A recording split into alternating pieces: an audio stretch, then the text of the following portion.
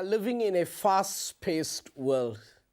And because of the pressures that we find ourselves in, it's difficult for us to slow down. We have created living space that compels us to move faster, do things faster. We want things that would make our lives easier and much quicker. If we want an internet connection, we want an internet connection that can link us up with the rest of the world just by the click of that button. If we want food, we want it fast. No wonder the fast food industry is one of the fastest growing industries of the world. However, nature and life as God created it was not intended to be as fast as we live it today. Take, for example, a child in a womb of a mother. Regardless of how much the mother wants to give birth to that child, regardless of how excitedly she might wait for that expectant baby, regardless of how thrilled she might be to have that baby in her arms, regardless of how much joy the baby would give her, she still has to wait. Because waiting is extremely important for the growth and for the development of that infant in the womb of its mother. And when that baby is born, no proud parent places that baby on the ground and say, "Now, dear child, walk and show the world what you can do." Before the child walks, the child has to stand. Before the child stands, the child has to crawl. Before the child crawls, he has to sit.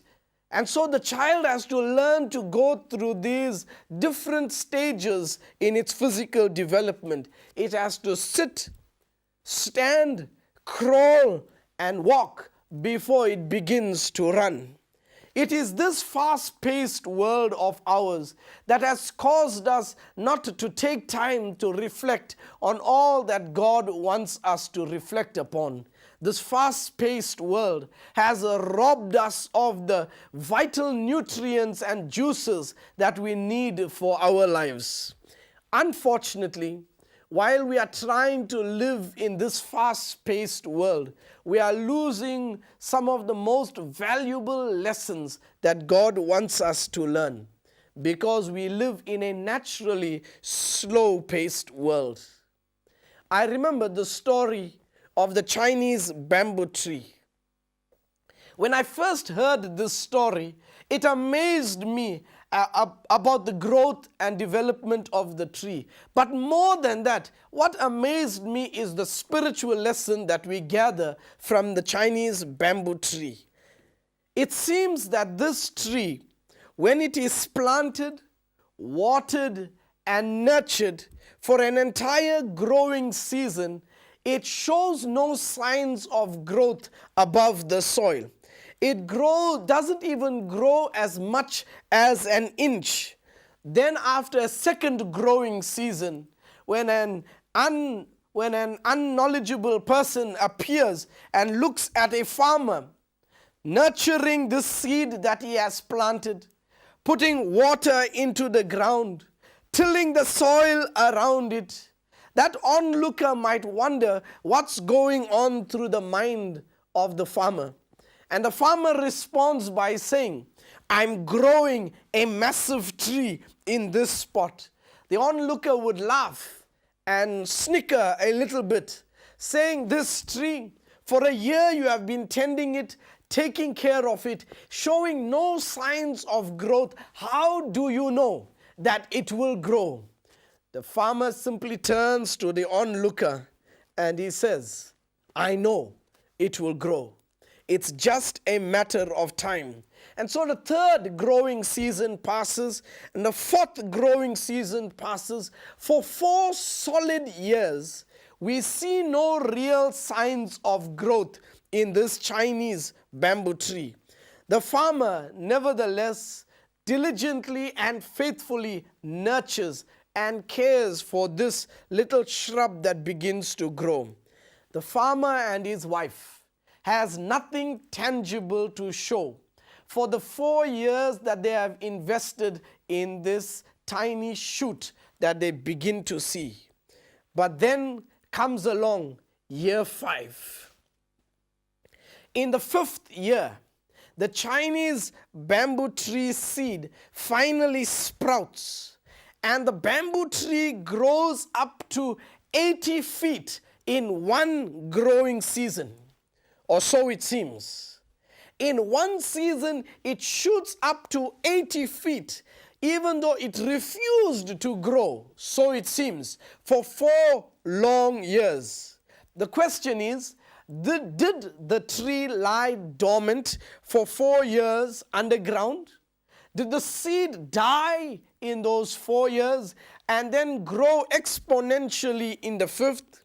Or was the little tree growing underground, developing a root system that would reach to the waters, to the water tables that are found beneath the ground?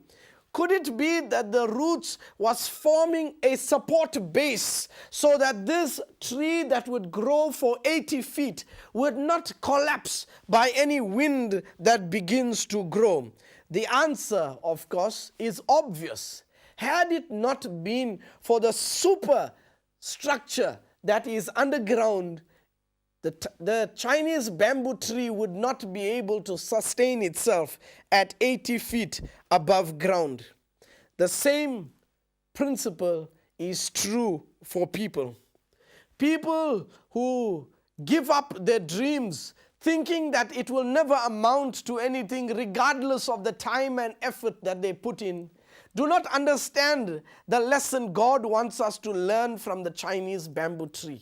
Regardless of how much of time we spend in our dreams, in the visions, and in the great plans that God has for our lives, if we give up too quickly, we might just lose out on experiencing our dreams, shooting sky high and reaching the heights that God intended for it to reach.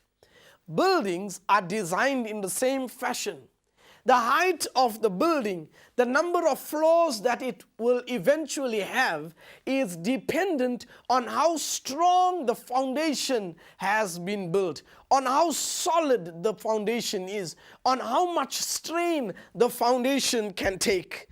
While we build our internal foundation in our lives, it will determine how far we go in our spiritual experience with God.